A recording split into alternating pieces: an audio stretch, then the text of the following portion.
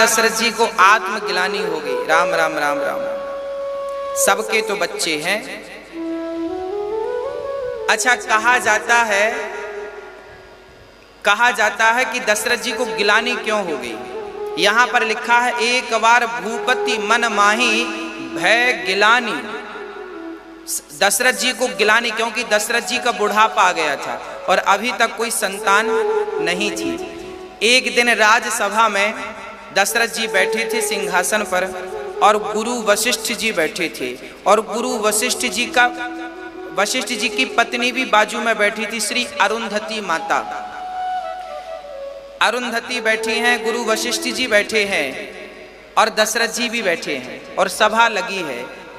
तभी अरुंधति का बेटा अरुंधति की गोद में है, अरुंधति के बेटे शक्ति उनकी गोद में है। तो अरुंधति ने क्या किया, उस बच्चे को चिटकोटी काट दी। अरुंधति माँ ने अपनी गोद में जो बच्चा था, उनका अपना बच्चा था, उससे चिटकोटी काट दी। और जब ऐसा काटा तो अरुंधति की गोद में बच्चा था, रोने लग गया। तब दशरथ जी बोल पड़े, माता जी, गुरु माता जी, आपका पुत्र क्यों रो रहा है। तब अरुंधति ने कहा, दशरथ जी, हमारा बेटा इसलिए रो रहा है कि दशरथ जी के गुरु तो वशिष्ठ जी बन गए। अब ये बच्चा रो रहा है कि अब तो दशरथ के संतान नहीं है, मैं किसका गुरु बनूंगा। हाँ, क्योंकि गुरु जी का बच्चा भी लोग उसे भी गुरु जी ही मानते हैं। ये गुरु जी का बेटा है, गुरु जी हैं ये। तो श्री वशिष्ठ जी का बेटा आपके बेटे का गुरु बनेगा, उनके बेटों के बेटे का गुरु बनेगा। आप तो हमारे पति के शिष्य हो, पर हमारे पुत्र का शिष्य कौन, क्योंकि आपके तो बेटा नहीं है। दशरथ जी ने जब ये बात सुनी तो दशरथ जी को गिलानी हो गई। राम राम मोरे सुत नाही। जब गिलानी हुई, बुढ़ापा या बेटा नहीं था, तब दशरथ जी महाराज को लगा, अब क्या करूं। जब तुझसे ना सुलझे तेरे उलझे हुए धंधे, तो भगवान के इंसाफ पर छोड़ दे ऐ बंदे, वही तेरी मुश्किल आसान करेगा, और जो तू ना कर सका वो भगवान करेगा। तो दशरथ जी महाराज अब बिना विचारे जल्दी से गुरु शरण में चले गए। गुरु जी के पास गए और कहने लगे, क्या कहते हैं जरा समझिएगा। दशरथ जी महाराज कहते हैं कि गुरु ग्रह गया तुरत महिपाला, चरण लागी करी विनय विशाला। गुरु ग्रह गया निज दुख सुख सब गुरहि सुनायऊं, कहि वशिष्ठ बहु विधि समझायऊं। धरहूं धीर हुई है सुतचारी, और त्रिभुवन विदित भगत भयहारी।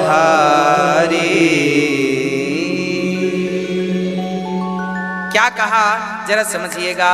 दशरथ जी गुरु वशिष्ठ जी के पास गए, चरण पकड़ के अपना दुख और सुख सुनाया। अच्छा, दुख तो समझ में आता है, गोस्वामी जी लिख रहे हैं दुख सुख दोनों सुनाया। भाई दुख तो था, बेटा नहीं था, ये तो दुख सुनाया। सुख क्या था? बोले सुख क्या था भाई आपका? तब दशरथ जी ने कहा, आप जैसे गुरु मिल गए हैं, यही मेरे जीवन का सबसे बड़ा सुख है। और दशरथ जी को कहा कि दशरथ जी ने कहा, मुझे चिंता करने की जरूरत नहीं है, बेटा नहीं हुआ कोई बात नहीं, आपकी कृपा है। तब गुरु वशिष्ठ जी ने कहा, चिंता ना करो, मैं एक यज्ञ करता हूँ, उस यज्ञ से बालक आपके 4 बच्चे उत्पन्न धरहूं धीर हुई हैं सुत चारी। 4 बच्चे होंगे, आपके घर आनंद होगा। अब दशरथ जी आए थे रोते रोते, हंसते हंसते चले गए। जब सच्चे गुरु की शरण में आते हो ना तो गुरु के पास रोता रोता आता है और गुरु अपने ज्ञान से अपनी भक्ति से आपको हंसा करके संसार का सुख दे करके आपको विदा कर देते हैं। ये गुरु की महिमा है। दशरथ जी गए। अब यज्ञ कौन कराएगा? अब यज्ञ वशिष्ठ जी करा नहीं सकते थे, पर यज्ञ करने वाले ब्राह्मणों को अरेंज कर सकते थे। यज्ञ कौन कराएगा? बोली श्रृंगी ऋषि वशिष्ठ बुलावा, पुत्र काम शुभ यज्ञ करावा। श्रृंगी ऋषि, ये श्रृंगी ऋषि कौन थे?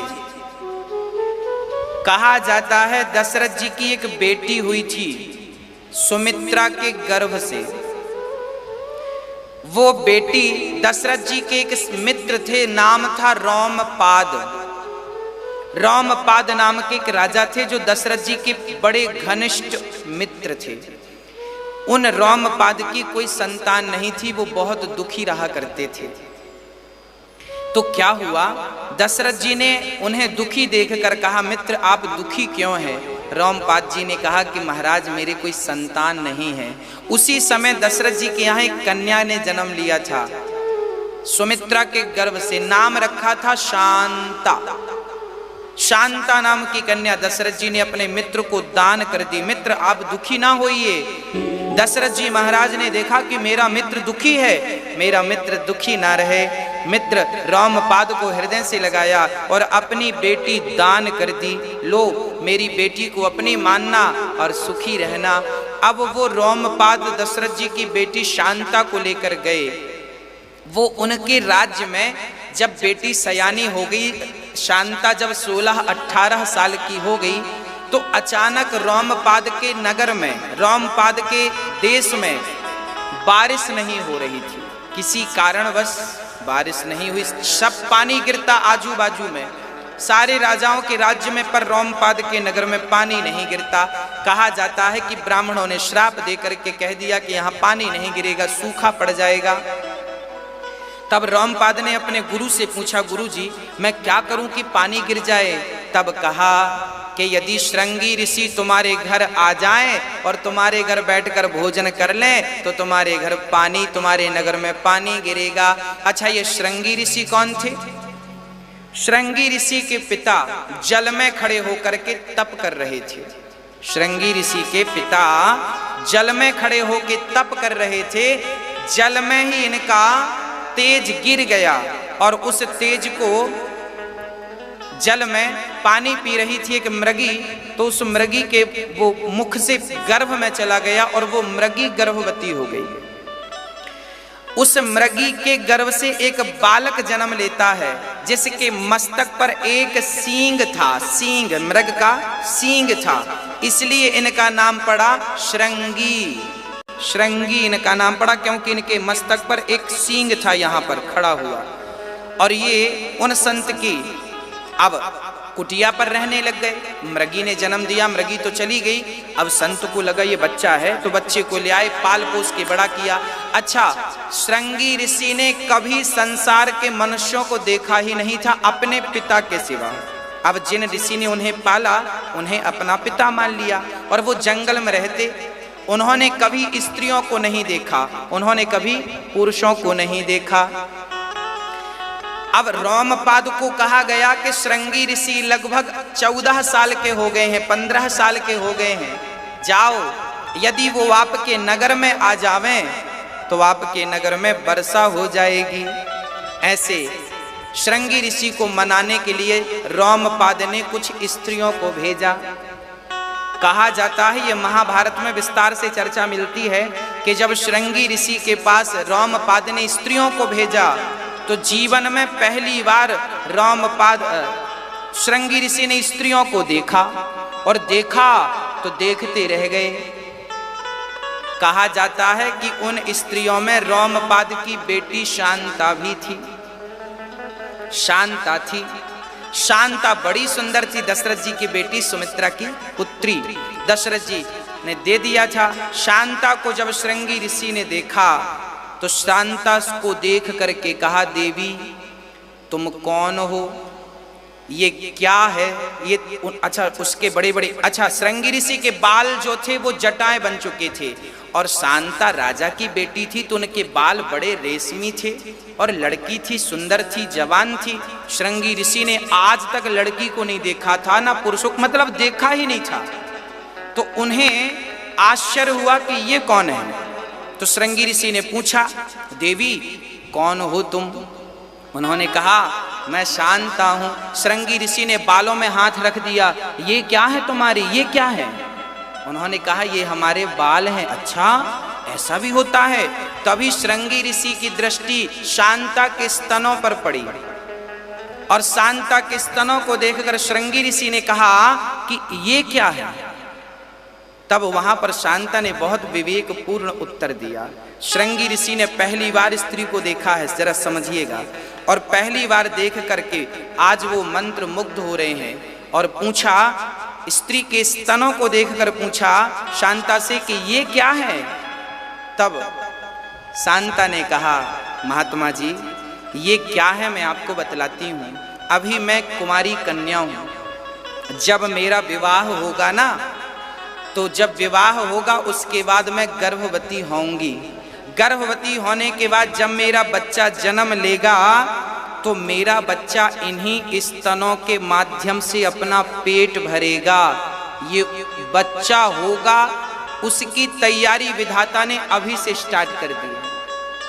शादी होगी जब होगी, बच्चा होगा जब होगा, पर बच्चा होगा तो पिएगा क्या? दूध। उसकी व्यवस्था भगवान ने अभी से स्टार्ट कर दी है। तो ये परमात्मा की व्यवस्था है। यहाँ से दूध की धार बहती है और वो बच्चा दूध पीता है। अब तो श्रृंगी ऋषि भगवान को धन्यवाद देने लगे, वाह विधाता तेरी सृष्टि बड़ी निराली है। अभी शादी नहीं हुई, और शादी के बाद बच्चा भी अभी कहाँ होगा, और बाद में होगा जब होगा, और तैयारियां अभी से स्टार्ट। लोग कहते हैं भगवान है, इसका सबूत दो। अरे यही तो सबूत है कि तुम्हारा जन्म होगा जब होगा, पर तुम्हारे जन्म की तैयारियां परमात्मा ने पहले से कर रखी हैं। ये तैयारी ही ईश्वर के होने का प्रमाण है। श्रृंगी ऋषि शांता से बात करने लगे। बात करने में उन्हें बड़ा अच्छा लगा। शांता ने अपने पास बिठाया और शांता ने बढ़िया उन्हें क्या खिलाया जानते हैं? हलवा खिलाया। वो हमेशा जंगल के कंदमूल फल खाते थे, हलवा खिलाया। हलवा खिलाया, श्रृंगी ऋषि को अच्छा लगा। अब श्रृंगी ऋषि को अपने साथ लेके नाव पर बिठाई, शांता अपने साथ लेके नगर में गई। और जैसे ही रोमपाद के नगर में श्रृंगी ऋषि के चरण पड़े, वैसे ही वर्षा होने लगी और उनका नगर हरा भरा हो गया। तब रोमपाद जी ने अपनी बेटी शांता का विवाह श्रृंगी से कर दिया। ये लो हमारी बेटी को ले लो। तब श्रृंगी ऋषि का विवाह किनसे हुआ? शांता से हुआ। दशरथ जी की बेटी शांता श्रृंगी ऋषि को, यही श्रृंगी जी दशरथ जी ने कहा क्या हुआ? अब दशरथ जी महाराज, अब श्रृंगी ऋषि आए और गुरु वशिष्ठ जी ने यज्ञ कराया। यज्ञ जब हुआ 1 साल तक यज्ञ चला था। कितने वर्ष तक यज्ञ चला? 1 वर्ष तक यज्ञ चला। जब श्रृंगी ऋषि आए, यज्ञ कराया, और यज्ञ जब पूरा हुआ तो यज्ञ भगवान प्रकट हो गए। यज्ञ भगवान ने प्रकट होकर क्या दिया? खीर दे दी। खीर दे दी। और खीर जब खाई तो तीनों रानियां गर्भवती हो गईं। खीर का एक भाग कौशल्या को, एक भाग खीर के 2 भाग किए गए। आधा भाग कौशल्या को, आधा के फिर 2 भाग किए गए। तो एक भाग कैकेयी को, एक भाग सुमित्रा को। और कई संत, कई रामायणों में ये भी लिखा है कि खीर के केवल 2 भाग किए गए थे। एक भाग कैकेयी के लिए और एक भाग माँ कौशल्या के लिए। कौशल्या खीर खाने वाली थी और कैकेयी खीर खाने वाली थी, तभी वहां पर सुमित्रा आ गई। और जब सुमित्रा आई तो दोनों ने, अर्थात कैकेयी माँ ने और कौशल्या माँ ने अपनी अपनी खीर का एक एक हिस्सा, दोनों ने एक एक हिस्सा सुमित्रा माँ को दिया। इसलिए सुमित्रा माँ के 2 बच्चे हुए। अब बड़े प्रेम से। अच्छा, खीर खाने से बच्चा पैदा हुआ, ये खीर क्या है?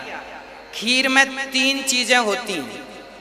क्या क्या होता है खीर में? सबसे पहले तो होता है दूध, फिर चावल, फिर चीनी, शक्कर या मिश्री।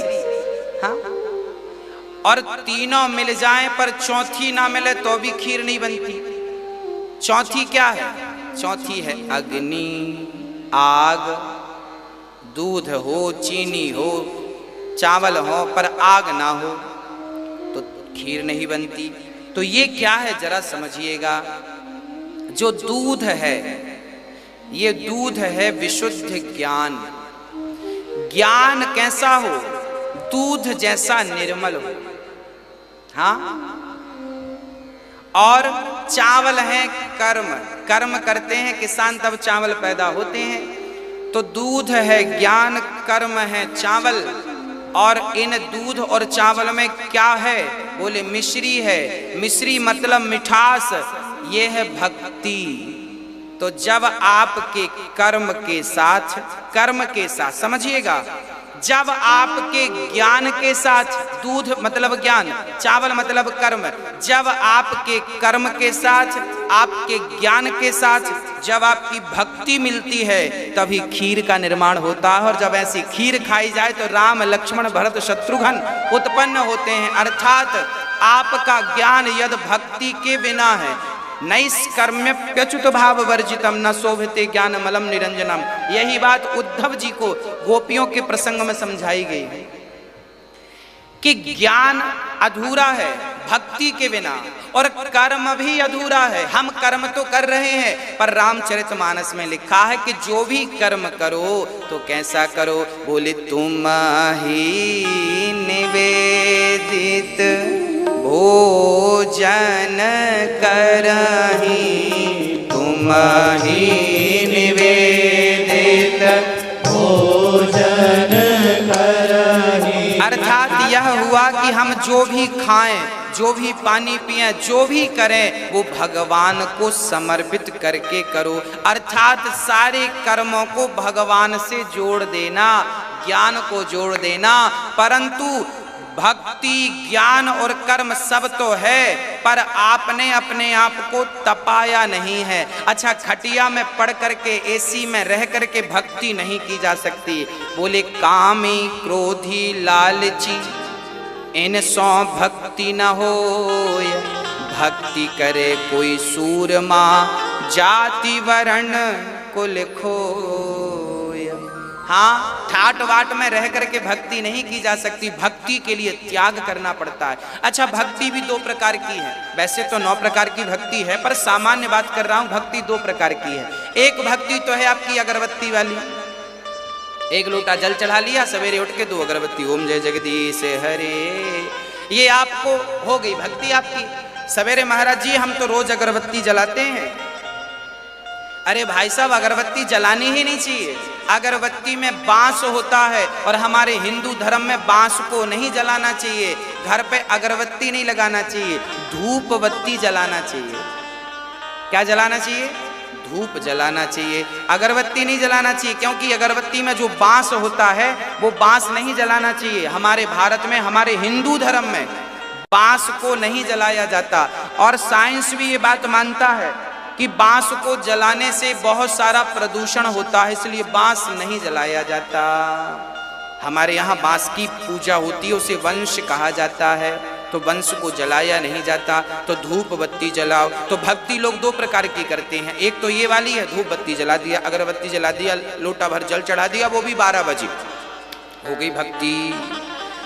एक तो ये है सामान्य लोगों की। एक दूसरी है प्रेम, श्रद्धा से, समय से, नियम से। नियम मतलब हमें रोज ये काम करना है, बिना भगवान की पूजा किए, बिना भगवान की स्तुति किए, बिना भगवान का चिंतन किए हमें भोजन नहीं ग्रहण करना। आप परदेश में हैं तो भी भगवान का चिंतन करके ही सारी सेवाएं स्वीकार करनी है। इस प्रकार हमें नियम बनाने चाहिए। अब श्रृंगी जी ने यज्ञ पूरा किया। अच्छा, खीर खाई माँ कौशल्या ने, पर कैकई माना थोड़ा सी आलसी थी, इनको लगा खीर ज्यादा, इन्होंने खीर खा ली, गप गप गप गप खीर खाई। अब खीर खाई तो पेट भर गया, क्योंकि हो सकता पहले से भी कुछ नाश्ता वास्ता कर रखा हो माँ कैकई ने, तो खीर खाई तो पेट भर गया। अब उनके कटोरे पर थोड़ी सी खीर बची थी, तो कैकई माँ ने सोचा कि खीर बची है थोड़ी सी, हम बाद में खा लेंगे, थोड़ा आराम कर लें। तो जाके लेट गई, लेटी तो नींद लग गई। अब खीर रखी थी, उसी समय उनकी कमरे की खिड़की पर एक बाज पक्षी आया और वो खीर का कटोरा अपने पांव में दबा करके उड़ा, और कहाँ गया उड़ के? उसी समय अंजनी माता जंगल में तपस्या कर रही थी। ये अंजनी कौन है? बोले अहिल्या माता की सुपुत्री का नाम अंजनी था। अंजनी माता, अच्छा राम का जन्म तो होगा और संग संग श्री भक्तराज का भी तो जन्म हो, तो क्या हुआ?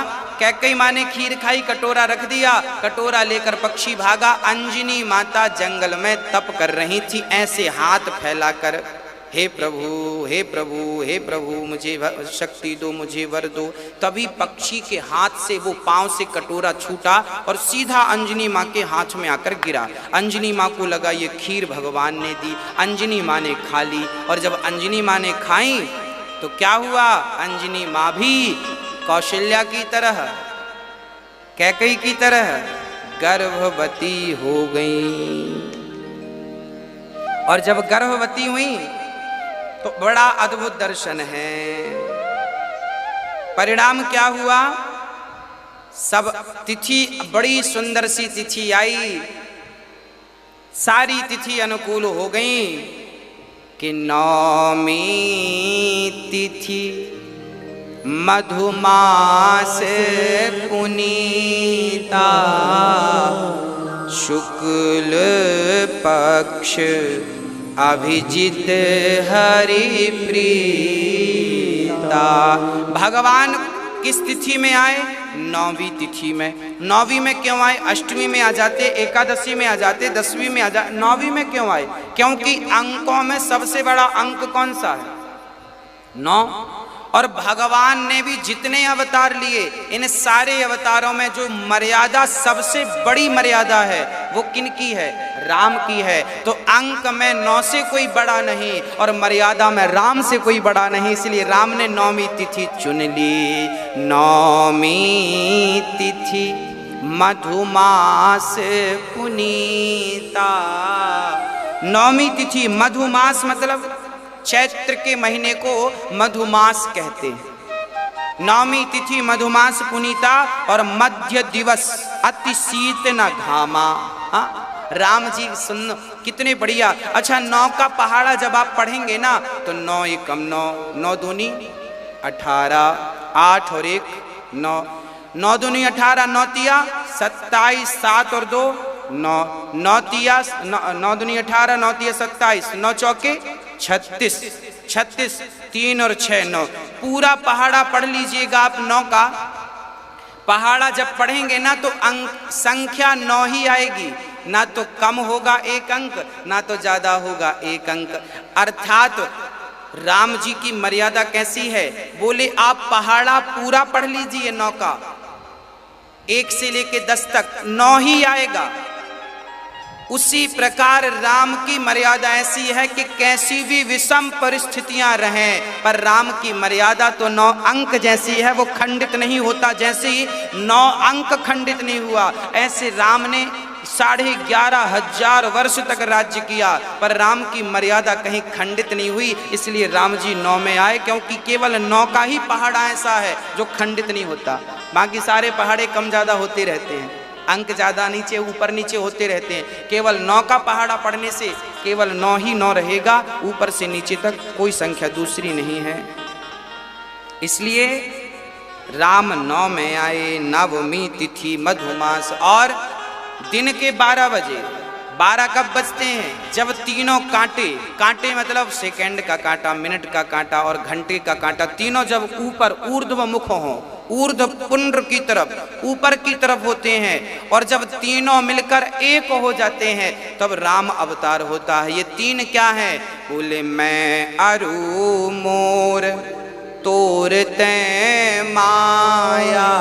मैं अर्थात अहंकार, मेरा अर्थात मोह, और ये संसार की माया। जब अहंकार समाप्त कर देंगे आप, जब मोह समाप्त कर देंगे आप, और माया को छोड़कर माया पति के चरण पकड़ लेंगे आप, जब आप परमात्मा की ओर देखेंगे, ऊपर की ओर, उसी क्षण परमात्मा आपके हृदय में प्रकट हो जाएंगे, जैसे अवध में कौशल्या के गर्भ से प्रकट हो गए। हाँ, आप संसार का त्याग करिए तो सही, परमात्मा तो प्रकट होने को तैयार हैं। हाँ, तो भगवान ठीक 12 बजे प्रकट हो गए। मध्य दिवस, न शीत न घामा, न सर्दी थी न गर्मी थी, और बड़े प्रेम से ठाकुर जी मेरे राघव प्रकट हो गए। और जैसे ही प्रकट भये तो प्रकट हुए तो कौशल्या माँ ने देखा शंख चक्र गदा पद्म लेकर भगवान नारायण प्रकट हो गए। शंख चक्र चतुर्भुज रूप में कौशल्या ने देखा, आप कौन हैं? राम जी बोले, मैया आपका बेटा हूँ। कौशल्या जी बोली, राम राम, इतना लंबा चौड़ा बेटा, मैं क्या करूंगी इतना बड़ा बेटा का? और तुम इतने बड़े हो, और कल तुम्हारी शादी करूंगी तो इतनी लंबी बहू कहाँ मिलेगी एक दिन की? तुम तो एक दिन में इतने बड़े हो गए, तो हमें इतना बड़ा बेटा ना चाहिए। तब क्या करूं माँ? तब माँ कौशल्या ने, माँ ने हाथ जोड़कर कहा, कह दुई कर जोरी आस्तुति तोरी। हे प्रभु, मैं आपकी स्तुति करती हूँ, आप ये रूप त्याग कर मुझे छोटे से राम बन करके मिल जाओ। 4 हाथ थे, 4 हाथ इसीलिए लेकर प्रकट हुए कि चारों युगों के भक्तों को एक एक हाथ दे दूंगा, सत्ययुग त्रेता युग द्वापर कलयुग। कौशल्या माँ ने कहा, हमें 2 हाथ चाहिए, 2 हाथ वाला बेटा चाहिए। भगवान ने 2 हाथ। बड़े हैं, ठीक हूँ माँ, ना छोटे बन जाओ, सुनी बचन सुजाना। मैया अब ठीक हूँ ना, रो। भगवान बोले, मैं क्यों रोऊं?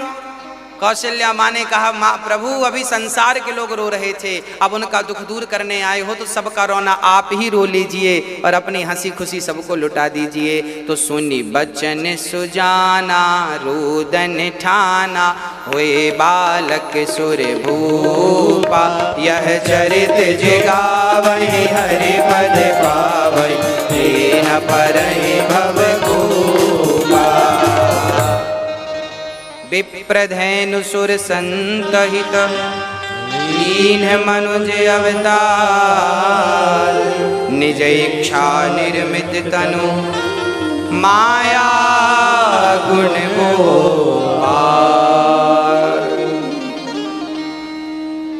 भगवान अपनी इच्छा से आज वो निर्गुण निराकार, शंकर जी कह रहे हैं, पार्वती सुनो, आज वो निर्गुण निराकार, आज वह परमात्मा राम बनकर प्रकट हो गए। बोलिए राजा रामचंद्र भगवान की।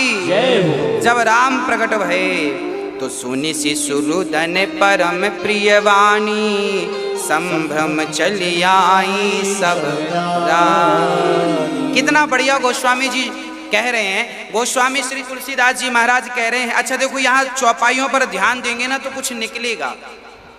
क्या निकल रहा है? बोले, सोने शिशु रुदन परम प्रिय वाणी। जब राम का जन्म हुआ, राम रोने लगे। दशरथ जी को समाचार मिला कि कौशल्या ने लाला को जन्म दिया है। दूसरी सखी ने कहा, सुमित्रा कैकेयी ने भी एक बच्चे को जन्म दिया है। और तीसरी खबर मिली कि 2 बच्चों को सुमित्रा माँ ने जन्म दिया। अब तो दशरथ जी बुढ़ापे में नाचवे लग गए। 4 छोरा है गए, कल तक एक ना भयो, आज 4 है गए इकट्ठे। तो 4 छोरा है गए, अब तो दशरथ जी नाचवे लग गए। अच्छा, यहाँ पर गोस्वामी जी लिख रहे हैं, संभ्रम चली आई सब रानी। सब रानी मतलब दशरथ जी की रानियां कितनी थी? दशरथ जी की रानियां महारानियां तो 3 थी, बाकी दशरथ जी की 750 अन्य रानियां भी थी। कहाँ लिखा है? वाल्मीकि रामायण में लिखा है, अन्य रामायणों में लिखा है। इसलिए गोस्वामी जी यहाँ लिख रहे हैं, संभ्रम चली आई सब रानी। 3 रानियों को बेटा हुआ और बाकी रानियों ने जब सुना तो दौड़ती दौड़ती चली आई और दौड़ करके सारे बच्चों को, राम को, लक्ष्मण को, भरत, शत्रुघ्न, चारों को रानियों ने हृदय से लगाया और प्रेम पूर्वक आज रामलला का उत्सव चालू हो गया, उत्सव चालू हो गया। अब सारी सखियों ने दशरथ जी को बधाई दी, बधाई हो पुत्र जन्म दशरथ सुनि काना, मानहु ब्रह्मानंद समाना। आज ब्रह्मानंद आ गया, दशरथ जी को याद आ गई कि मैंने कभी भगवान से भगवान को मांगा था, आज वही ब्रह्मानंद मेरे घर में आज राम बनकर खेल रहे हैं। और दशरथ जी महाराज बड़े प्रेम से आज अपने बच्चों का आनंद लूट रहे हैं। अच्छा, यहाँ पर एक चौपाई गोस्वामी जी लिख रहे हैं, जरा वो समझिएगा। दशरथ जी जब बच्चे हुए तो श्री गुरु वशिष्ठ जी को बुलाया गया। गुरु जी आए, जात कर्म संस्कार कराया। बच्चे होते हैं ना तो संस्कार की प्रक्रिया चालू हो जाती है। गुरु वशिष्ठ जी आए, नंदी मुख कराया, नांदी श्राद्ध कराया, जात कर्म संस्कार किए। ब्राह्मणों को सोना चांदी हीरा मोती जमीन सारा श्री दशरथ जी ने बांटना शुरू कर दिया। और क्या क्या बांटा दशरथ जी ने? बोले सर्वस दान दीन सब काहू, जेहि पावा राखा नहीं ताहू। दशरथ जी ने सब कुछ दान कर दिया। क्या क्या दान कर दिया? बोले इतना दान किया कि लेने वाले ले जा ना सके, इतना दान दिया दशरथ जी ने। आपके घर भी जब आपके कोई नाती पोता बच्चों का जन्म हो ना, तो बच्चों के जन्म पर बहुत दान करना चाहिए। कहते हैं जो आप बच्चों के जन्म पर दान करते हैं, उस दान का पुण्य उन बच्चों को मिलता है, उनसे उनकी आयु बढ़ती है, उनका यश बढ़ता है, उनकी कीर्ति बढ़ती है। इसलिए दान की महिमा है। हाँ, दान करते रहना चाहिए। सर्वस्व दान दीन सब काहू से क्या अर्थ है? बोले सर्वस्व दान दीन अर्थात दशरथ जी ने सर्वस्व दे दिया। अच्छा, सर्वस्व क्या था? बोले भगवान ही हम सबके, त्वमेव माता च पिता त्वमेव, त्वमेव बंधु च सखा त्वमेव, त्वमेव विद्या द्रविणं त्वमेव, त्वमेव सर्वं। जरा शब्दों पर गौर कीजिएगा, लिखा है त्वमेव सर्वं मम देव देव, अर्थात भगवान ही हमारे सर्वस्व हैं। क्या है हमारे? सब कुछ। कौन? भगवान ही हमारे सर्वस्व हैं। आज दशरथ जी के बारे में लिखा है सर्वस्व दान दीन सब काहू। क्या अर्थ है? आज दशरथ जी ने सब कुछ दान कर दिया। सब कुछ मतलब क्या क्या? बोले राम का भी दान कर दिया, राम को दान कर दिया। भाई बच्चों के जन्म में सोना चांदी लोग दान करते हैं, ये थोड़ी कि अपना बेटा ही दान कर दे, पर दशरथ जी ने दान कर दिया था। किसे दान किया? दशरथ जी के एक परम सखा थे, जटायु जी महाराज। जटायु जी एक बार दशरथ जी युद्ध करने गए थे, देवताओं के पास दैत्यों से युद्ध करने गए थे। देवासुर संग्राम में दशरथ जी ने भाग लिया था। तभी देवासुर संग्राम में जब दशरथ जी देवताओं के पक्ष से युद्ध कर रहे थे, तभी दैत्यों ने दशरथ जी के रथ पर बाण मार दिया। और दशरथ जी का रथ जब गिरा टूटा तो दशरथ जी ऊपर से गिरने लग गए। और जब गिरे तो जटायु जी को लगा कि कोई गिर रहा है, मैं जान क्यों ना बचा लूं। तो श्री जटायु जी महाराज गए और दशरथ जी की जान बचाते हैं। दशरथ जी को अपने पंखों पर बिठाकर जमीन पर लाकर उतारते हैं। जब दशरथ जी को होश आया तो दशरथ जी ने जटायु से कहा, आप कौन हैं? जटायु जी ने कहा, मैं जटायु हूं और हम कश्यप की संतान हैं। आपको नीचे गिरते हुए हमने देखा तो हमने आपको बचा लिया। दशरथ जी ने कहा, आपका बड़ा एहसान है, आप हमसे कोई वरदान मांग लो, जो मांगेंगे। आज आपने हमारे जान बचाई है, जो मांगेंगे हम आपको देंगे। तब श्री जटायु जी ने कहा कि अभी तो देखिए कुछ मांगने की आवश्यकता नहीं है, पर समय आएगा तब मैं आपसे मांग लूंगा। तब से जटायु की मित्रता हो गई। अच्छा, एक बार ये प्रसंग भी मिलता है कि एक बार दशरथ जी जटायु से मिलने आए, जब इनके कोई संतान नहीं थी दशरथ जी की। तो दशरथ जी उदास थे। तो दशरथ जी की उदासी देखकर जटायु जी ने कहा, दशरथ जी आप उदास क्यों हैं? आपकी उदासी का कारण क्या है? तब दशरथ जी ने कहा कि देखो मेरा बुढ़ापा आ गया है, अभी तक कोई संतान नहीं हुई, ये तो कोई संतान हो जाती तो बढ़िया हो जाता। तब दशरथ जी ने कहा, जटायु जी आप तो भगवान से संबंध रखते हैं, आप तो पक्षी हैं, उड़कर जा सकते हैं बैकुंठ। एक बार भगवान से पूछ लो कि मेरे बेटा कब होगा और होगा या नहीं, ये सब पूछ लो। तो दशरथ जी ने कहा पूछ लो। अब जटायु ने कहा ठीक है, मैं अपने मित्र का इतना तो काम कर ही सकता हूं। तो जटायु लंबी उड़ान भरते हैं और भगवान के धाम पर बैकुंठ पहुंचते हैं और वहां स्वयं नारायण से पूछते हैं, क्षीर सागर पहुंचते हैं और श्री लक्ष्मी नारायण से पूछते हैं कि मेरे मित्र के दशरथ के कोई संतान है या नहीं। तब कहते हैं नारायण को जटायु के कहने पर याद आया कि अरे हमें खुद जाना है, आपने अच्छी याद दिला दी, हमें खुद जाना उनके घर पुत्र बन करके, और कह देना दशरथ के कि 4 बेटे होंगे। अब जटायु ने आकर के कहा, दशरथ जी बधाई हो, आपके घर जल्दी से 4 बेटे होने वाले हैं, पर आप हमें एक वचन दो। क्या? बोले जो आपका बड़ा बेटा होगा आप वो हमें दे देंगे, क्योंकि जटायु के भी कोई संतान नहीं थी। जटायु ने कहा आपके तो होंगे तो आप हमें दे देना। दशरथ जी बोले 4 होंगे, एक आपका। तो वही जब दशरथ जी के 4 बच्चे हुए तो जटायु जी आ गए, चलो हमारा हिस्सा हमें दो। तो जटायु को देखकर दशरथ जी बड़े प्रसन्न हुए। मैंने कहा था प्राण जाए पर वचन ना जाए। तो राम को, बड़ा बेटा कौन? राम। तो राम को ही उठाकर दशरथ जी ने जटायु को दे दिया। यही गोस्वामी जी लिख रहे हैं, सर्वस दान दीन सब काहू। सर्वस मतलब भगवान को दान दे डाला दशरथ जी ने और सर्वस्व दे दिया। और जब जटायु जी लेके जाने लगे तो नारद जी आ गए। नारद जी ने कहा आप कहाँ ले जा रहे हो नन्हे से बालक को? बोले हमारा बेटा है, ले जा रहे हैं। बोले दूध कैसे पिलाओगे, खाओगे, खिलाओगे कहाँ, रखोगे कहाँ?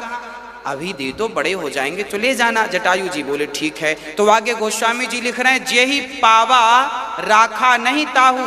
ताहू अर्थात जिसने लिया वो रख ना सका, वापस कर दिया।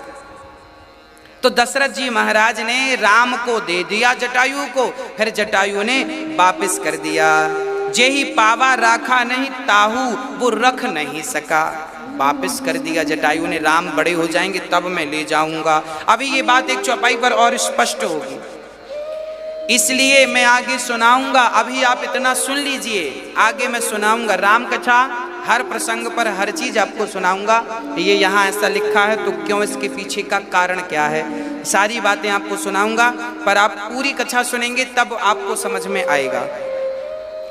अब जटायु जी महाराज चले गए, इसलिए जटायु के मरने पर राम ने ही जटायु को अग्नि दान दिया है, आग लगाई है चिता पर। पिता के मरने पर राम ने पिता की चिता पर आग नहीं लगाई, पर जटायु की लगाई, क्योंकि ये पिता थे। हाँ, अब राम जी जब थोड़ा बड़े हुए, सारे संस्कार हुए, सारा उत्सव चालू हो गया। अब उत्सव हुआ तो कैसा उत्सव था? उस उत्सव में भगवान शंकर भी और कागभूषुंड जी भी आए राम लला का दर्शन करने। वहां प्रसंग है कि हाथ से ले गयो माखन रोटी। क्या कहा? ओ सीता राम जी की प्यारी राजधानी लागे, ओ महारानी लागे, ओ मोहे मीठो मीठो सरयू जी को पानी लागे। तो इतना सुंदर ठाकुर जी की बाल लीलाएं, अब थोड़ा बड़े हुए उत्सव चल रहा है और कैसी कैसी लीलाएं हैं जरा सुनिएगा। सुंदर से राम जी का जन्म हुआ, राम जी का उत्सव, शंकर जी दर्शन करने आए। हे मैया आज लाला को दर्शन कराए दे, मैं राम लला को देखूंगो। चर्चा है। अब इसके बाद गुरु वशिष्ठ जी ने आकर नामकरण संस्कार किया। नामकरण संस्कार कितना अद्भुत नाम रखा है श्री वशिष्ठ जी ने, जरा सुनिएगा सावधान होकर। कि जो आनंद सिंधु सुख राशि,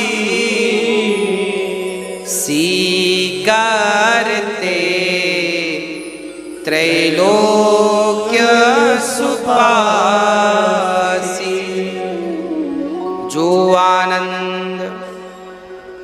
आज नामकरण कौन कर रहा है? वशिष्ठ जी, गुरु वशिष्ठ। ये गुरु वशिष्ठ ना दशरथ जी के गुरु बनने से मना कर रहे थे। तब ब्रह्मा जी ने कहा था कि जिस ब्रह्म की खोज में तुम जंगल, अच्छा वशिष्ठ जी ने क्या कहा कि मैं देखो गृहस्थी नहीं बसाऊंगा और मैं किसी का पुरोहित नहीं बनूंगा, मैं तो जंगल में भजन करूंगा, ब्रह्म का चिंतन करूंगा। ब्रह्मा जी ने कहा जिस ब्रह्म का चिंतन करने तुम जंगल जाओगे ना, वो ब्रह्म तो दशरथ जी की गोद में खेलेगा, उन्हीं का नामकरण करने का सौभाग्य मिलेगा, बन जाओ गुरु। तब वशिष्ठ जी केवल राम के दर्शन के लिए इनके गुरु वर्षों से चले आए। दशरथ जी की आज तक जो हजारों पीढ़ियां बीत गई हैं, इन हजारों पीढ़ियों के गुरु श्री यही थे, श्री वशिष्ठ जी। अर्थात वशिष्ठ जी सतयुग से हैं, अभी त्रेता युग चल रहा है, ये मरे नहीं हैं, ये ऋषि हैं, सप्त ऋषि में इनका नाम है। हाँ, कश्यपोत्रि वशिष्ठश्च विश्वामित्रोऽथ गौतमः जमदग्निर्भरद्वाज इति सप्तर्षया स्मृतः। ये प्रेजेंट के सप्तर्षि ये। हाँ, बड़ा अद्भुत चरित्र है मेरे रामलला का। क्या नाम रखा गुरु वशिष्ठ जी ने? बोले जो आनंद सिंधु सुख राशि करते त्रैलोक सुपासी। जो आनंद, वाह कितना आनंद है। जो आनंद सिंधु सुख राशि, वाह। भगवान राम आनंद के सागर हैं। यदि आनंद चाहते हो जीवन में तो राम नाम का सहारा जरूर लीजिएगा। राम ही आनंद देने वाले हैं। ऐसे राम को चित्त में बसाइएगा। ये वो आनंद है। सीकर का अर्थ है कि जब पानी की ज्यादा, जहां पानी का ज्यादा वेग होता ना, पानी की फव्वारा निकलती, फुहार, एक बूंद पानी की ढेर सारी फुहार हो जाती है। फुहार मतलब बहुत बारीक पानी के कण, उसे सीकर कहते हैं। भगवान उसी कणों के रूप में इस संसार में व्याप्त हैं। हाँ, आनंद देने वाले हैं। रमन्ते योगिनाम यस्य सह रामः, जो योगियों के हृदय में रमण करें, ऐसे भगवान को, राम को हम नमस्कार करते, प्रणाम करते हैं। और जो आनंद सिंधु सुख राशि, सो सुख धाम राम असनामा, राम का नाम सुख का धाम है और अखिल लोकदायक विश्रामा, ये भगवान विश्राम देने वाले हैं। कोई श्रद्धा से राम का नाम जप ले तो प्राणी मात्र का कल्याण हो जाता है। राम नाम की क्या महिमा कहूँ भक्तों। राम नाम के बल पर पानी पत्थर पर डूबे नहीं, पार हो गई सेना, केवल नाम का ही तो प्रभाव था। अजामिल जैसे पापी भी नाम के बल पर तर गए, ये नाम का ही तो प्रभाव था। क्या कहें। हाँ, नाम की बड़ी महिमा है। हाँ, एक बार क्या हुआ, एक आदमी था, उस आदमी से गुरुजी ने कहा बेटा बोलो राम। वो व्यक्ति बोला मैं नहीं बोलूंगा। गुरुजी बोले बस एक बार बोल दे राम। ठीक है। गुरुजी के बार बार कहने पर उसने कह दिया, एक बार कहा राम। गुरुजी बोले बस बस हो गया काम, बस बस अब कुछ नहीं कहना, हो गया काम। गुरुजी ने कहा बेटा तुमने एक बार राम बोल दिया है, अब कोई कहे कि इस राम के बदले में कुछ ले लो तो लेना मत। इस नाम के पुण्य के बदले में कुछ और ले लो तो लेना मत। ठीक है गुरुजी। जब वो आदमी मरा तो मर करके जब वो गया संसार से, तो उसने यमराज जी ने कहा कि इसने तो जीवन भर पाप किया है, बस एक ही नाम लिया है। तो यमराज जी ने कहा भाई तुमने एक बार राम बोला है, बताओ इस नाम का तुम्हें क्या फल चाहिए। उस आदमी को गुरुजी की बात याद आ गई कि गुरुजी ने कहा था कि बदले में कुछ ले मत लेना। तब उसने कहा देखो हमें तो राम नाम का ही जो फल मिलता है वो दो, इसके बदले में कुछ नहीं चाहिए। अब यमराज चक्कर में पड़ गए कि इसे एक नाम का क्या फल दे दें। यमराज जी बोले शंकर जी खूब जानते हैं। यमराज जी शंकर जी के पास गए, हे भोलेनाथ आप बताओ कि एक नाम का क्या बल है, क्या महिमा है। तब कहते हैं सुनो, एक नाम की महिमा क्या है ये तो मैं भी नहीं जानता, चलो ब्रह्मा से पूछते हैं। तो ब्रह्मा के पास शंकर जी यमराज और वो आदमी गए, ब्रह्मा से पूछा, ब्रह्मा बोले हमें नहीं पता। फिर किससे पूछें, बोले चलो स्वयं भगवान से पूछ लेते हैं। तो भगवान के पास लेकर गए, बैकुंठनाथ के पास लेकर गए और कहा ब्रह्मा जी ने कि प्रभु आपके एक नाम की महिमा क्या है। तब भगवान हंसकर बोले आपको अभी भी नहीं पता चला। बोले नहीं। तब भगवान नारायण ने कहा इस आदमी ने क्या बोला है। बोले राम। बोले राम बोला है तभी तो शिव जी के साथ, यमराज के साथ, ब्रह्मा के साथ मेरे सामने खड़ा है बैकुंठ में। यही एक नाम की महिमा है कि एक नाम भी आपको भवसागर से मुक्त कर सकता है। पर कौन सा नाम। बोले राम राम सब कोई कहे, दशरथ कहे न कोई। एक बार दशरथ कहे सो कोटि यज्ञ फल होय। राम राम तो सब गाते हैं, पर राम नाम दशरथ का अर्थ यह है कि जो 10 इंद्रियों को, 5 ज्ञानेंद्री 5 कर्मेंद्री को कंट्रोल करके जो भगवत भजन करता है। अच्छा राम पैदा किसके घर भय, 10 के घर पैदा हुए और 10 को मार भी डाला। दशरथ के घर पैदा हुए और दशानन, यहाँ भी संख्या 10 थी, अयोध्या में भी संख्या 10 थी और लंका में भी संख्या 10 थी। वहां था दशानन और यहाँ थे दशरथ।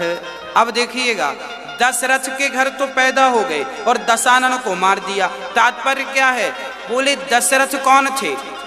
बोले जिनकी इंद्रियां अंतर्मुखी हों, इंद्रियां अंतर्मुखी हो, जिसने अपने मन पर विजय पा रखा हो, जिसने अपने काम पर, क्रोध पर विजय पा रखा हो, उसका नाम तो दशरथ है। पर जिसने इंद्रियों की गुलामी की हो, जिसकी इंद्रियां बहिर्मुखी हैं, जो इंद्रियों का गुलाम, उसे रावण कहते हैं। तो जिसकी इंद्रियां वश में थी उनके घर पैदा हो गए राम, और जिसकी इंद्रियां वश के बाहर थी उसे जाके मार डाला। तो जीवन में यदि इंद्रियों को जीतना है तो राम का एक ही नाम कल्याणकारी है। पर कब, जब 10 इंद्रियों को साध कर एक राम कहा जाए तब। काम को, क्रोध को, लोभ को, अहंकार को मिटाकर एक नाम जपा जाए तो वो एक नाम ही करोड़ों के बराबर है। हाँ प्रिय भक्तों, श्री राम का नाम संपन्न हुआ। अब श्री वशिष्ठ जी की नजर पड़ी। विश्व भरण पोषण कर जोई, ताकर नाम भरत अस होई। विश्व भरण पोषण कर जोई, जो विश्व का भरण करता हो, पोषण करता हो। पोषण करने वाले कौन है। भरत। भरत जो हृदय में भक्ति भरता हो, जो अन्नपूर्णा को भरते हो, वो भरत लाल हैं। ऐसे नाम, भरत जी का नाम क्या रखा, कैकेयी के पुत्र का नाम, बोले भरत इनका नाम। और जाके सुमिरन तेरी पूनासा, जिनके स्मरण मात्र से दुष्टों का दमन हो जाए, इनका नाम शत्रुघ्न होगा। और लक्षण धाम राम प्रिय सकल जगत आधार, गुरु वशिष्ठ तेहि राखा लक्ष्मण नाम उदार। क्या नाम रखा, लक्ष्मण। जो लक्ष्य की ओर अपने मन को लगा के रखे उसी का नाम लक्ष्मण। लक्ष्मण का अर्थ क्या है, लक्ष्य। लक्ष्य क्या है? भगवान को पाना, राम को पाना लक्ष्य है। जो मन को लक्ष्य में लगा के रखे उनका नाम लक्ष्मण है। और ये राम लक्ष्मण भरत शत्रुघ्न कौन है? जरा सुनिएगा। आज यहां एक बहुत बड़ा संदेह मैं आपका दूर करना चाहता हूं। कई पुराणों में लिखा है कि भगवान विष्णु भी ध्यान कर रहे हैं। किसका ध्यान कर रहे हैं? क्या भगवान विष्णु से ऊपर कोई है? हाँ, याद रखना, भगवान नारायण अलग हैं। भगवान नारायण क्षीर सागर में लक्ष्मी के साथ रहते हैं और भगवान नारायण ने सृष्टि का पालन करने के लिए एक अवतार लिया है जिसे विष्णु अवतार कहते हैं। भगवान नारायण ने कौन सा अवतार धारण किया? विष्णु। ये चतुर्भुज रूप में रहते हैं और ये बैकुंठवासी हैं। भगवान विष्णु का स्थान कौन सा है? बैकुंठ। और सुनिएगा, विष्णु भगवान बैकुंठ, क्योंकि कई बार आपने देवी भागवत पढ़ेंगे ना, तो देवी भागवत में लिखा है ब्रह्मा विष्णु और महेश ब्रह्म की उपासना कर रहे हैं। अब कहीं पर आपको ये लिखा हुआ मिल जाए कि ब्रह्मा विष्णु महेश ध्यान कर रहे हैं, तो आप चक्कर में पड़ जाएंगे, ये किसका ध्यान कर रहे हैं? तो आज हम आपको बता दें कि भगवान जो है, पूर्ण ब्रह्म जो है, वो नारायण है। नारायण के ही अवतार विष्णु जी हैं। कहते हैं विष्णु पालन करते हैं, ब्रह्मा सृष्टि को उत्पन्न करते हैं और शंकर जी सृष्टि का संहार करते हैं। ये तीनों किसके सारे पर चलते हैं? नारायण के सारे पर चलते हैं। तो जो नारायण के अवतार हैं वो राम हैं, समझिएगा। राम लक्ष्मण भरत शत्रुघ्न, ये चारों कौन कौन है क्लियर कर रहा हूं। भगवान नारायण के अवतार, परमात्मा ब्रह्म के अवतार, नारायण के अवतार भगवान श्री राम हैं। और जो भरत जी हैं ये विष्णु जी के अवतार हैं। और जो शत्रुघ्न जी हैं ये भगवान के सुदर्शन के अवतार हैं। जो सुदर्शन रहता ना भगवान के हाथ में, सुदर्शन के अवतार श्री शत्रुघ्न जी हैं। और लक्ष्मण जी जो हैं वो शेषा अवतार हैं, शेष नाग हैं। शेष नाग, जिस नाग के ऊपर भगवान सदा विराजमान रहते हैं, ये शेषा अवतार हैं। और विद्वान तो ये भी कहते हैं कि नारायण के अवतार तो श्री राम हैं और ब्रह्मा के अवतार श्री भरत जी हैं और शत्रुघ्न शंकर जी के अवतार हैं।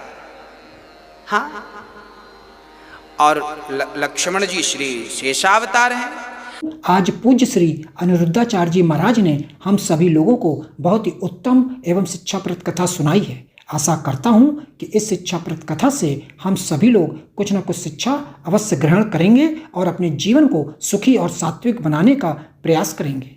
मित्रों, अगर आपको यह शिक्षाप्रद कथा पसंद आई हो तो वीडियो को लाइक करें और अधिक से अधिक लोगों को शेयर भी करें, जिससे और भी लोग महाराज जी की इस शिक्षाप्रद कथा से शिक्षा लेकर अपने जीवन को सुखी बना सकें। मित्रों, अगर आपने अभी तक हमारे चैनल को सब्सक्राइब नहीं किया है तो हमारे चैनल को तुरंत सब्सक्राइब भी कर लें, जिससे आपको नोटिफिकेशन के माध्यम से महाराज जी के शिक्षाप्रद कथा तुरंत प्राप्त हो सकें। मित्रों, तो कल फिर किसी शिक्षाप्रद कथा के साथ आप लोगों के समक्ष प्रस्तुत होंगे। तब तक के लिए जय श्री राधे।